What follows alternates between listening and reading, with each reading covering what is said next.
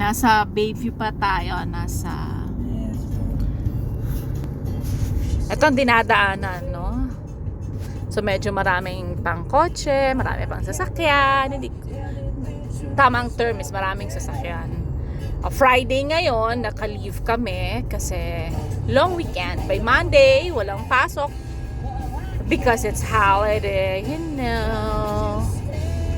So, we've been driving for 10 minutes na. So, maganda ang panahon, maganda ang araw. Oh, ganda-ganda naman talaga, oh. Oh. Oh.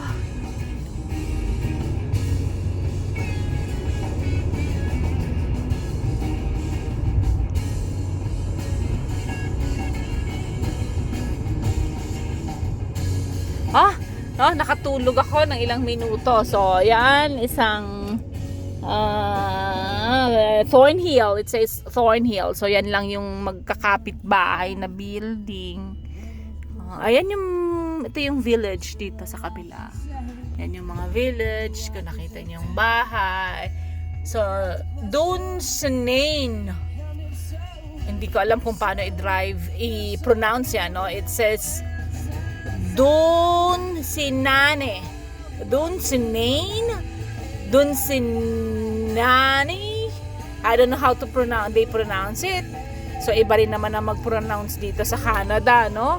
Yung kung naalala nyo, nung last time na nag-travel tayo, sabi ko Yonge Street, pero kung babasahin talaga natin yun sa Pilipino, Yonge, pero it's Yonge. Nasa Bayview Lanes tayo. Yan yung mga malls nila dito.